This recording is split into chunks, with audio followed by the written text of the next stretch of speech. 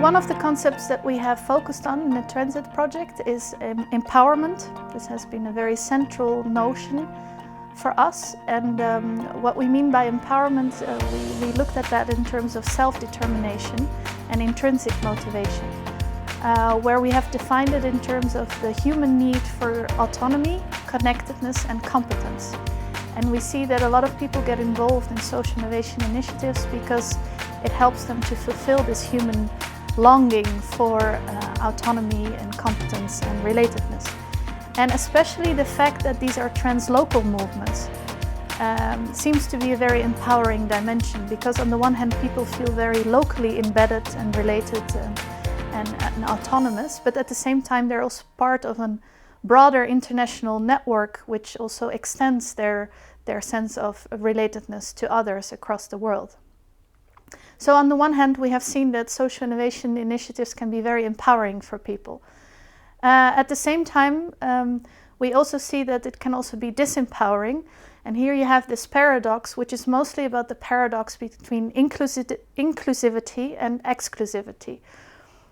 Because most social innovation initiatives have the ambition to be inclusive, and they are very explicitly critical of the exclusive dynamics of current economic system, for instance. But even though they strive to be inclusive, because they are social innovations, innovation by definition is exclusive, because it starts small and it starts often with a small group of like-minded people. So one way in which social innovation tries to deal with inclusivity is by experimenting with more inclusive decision-making methods on a very local scale. So maybe the group is exclusive in terms of its size, but it still tries to experiment with methods that then later on can be shared and spread. But this is a big challenge, to then also move out of your own bubble and to cooperate with other movements that are more explicit about really confronting exclusive dynamics and divisions in society. So the interviews that you will see are with people that are reflecting on these paradoxes between inclusion and exclusion, and also reflecting on methods on how to enable people to participate more.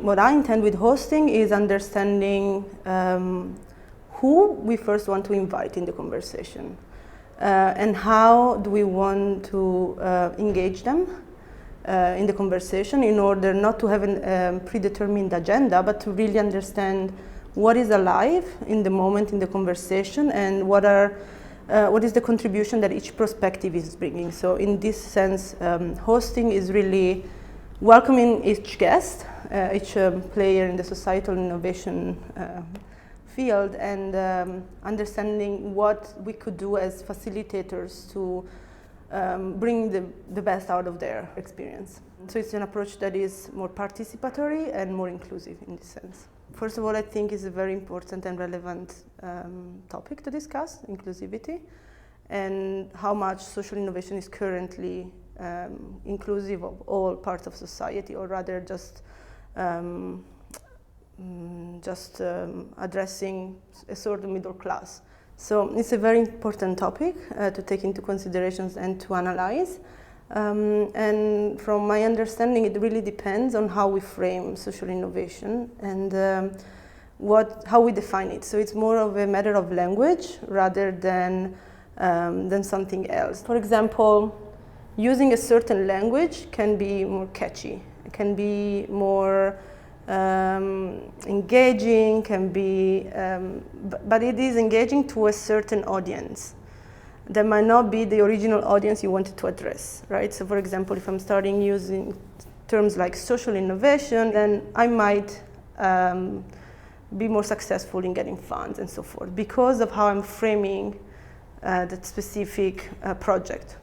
And at the same time, the language that I'm using might create more distance from the original purpose, which was really linked to a problem that wanted to be solved.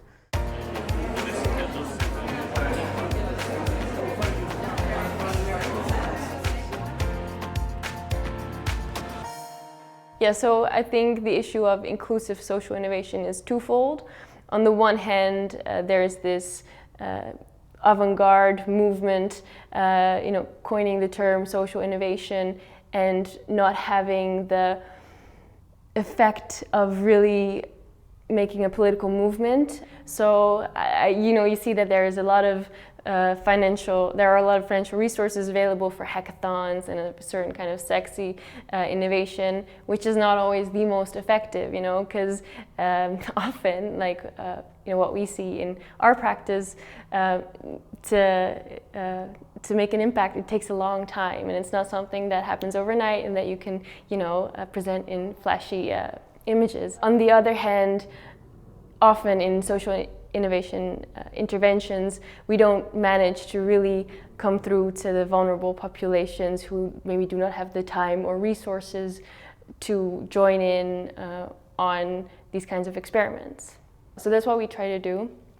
For instance, in social labs that we organize, in which we go to neighborhoods to really use ethnographic research methods and ways to really get to know people and just to collect stories, and it's a very kind of old-fashioned way of working almost, but it's proving effective on the long term to just really build relationships, and especially with all the digitalization and robotization and fascination with technology, investing in just building relationships in communities is still very important. It's a bit cheesy, but it's true.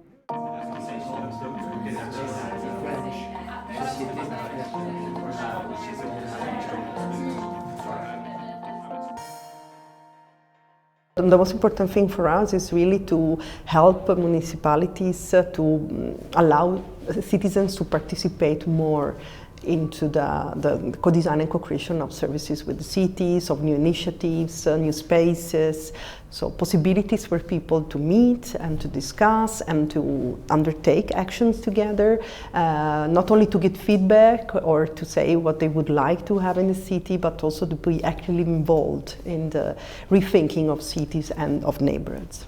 I think you need to create a certain sense of empathy with the citizens and to understand deeply also why they are unsatisfied with the present situation, and also of not being perceived as someone coming from outside, because that's a risk. And I think to create empathy as a designer, you don't have tricks to use, you just have an attitude, I think, to understand how can you deconstruct your role as a sort of authoritarian role because you come from outside, because you're hired by the city, and have a real dialogue with citizens and become part of the community. I think this is a fantastic magic thing, and it's not that it always happens, but when it happens, it feels like this. It's the way it should be every time. And secondly, I also don't like this stigma of thinking about inclusion as such. I think exclusion is more a mindset. I think that our task as designer is to help citizens to recognize their own creativity and the possibility to collaborate together in order to tackle societal issues that has to do with their own lives. And this could be anything. And I don't believe that that there are people that have less access to it, because everybody has this kind of creativity. And in the most difficult situation, perhaps, it's the moment in which social innovation will rise the most, because it's really more needed.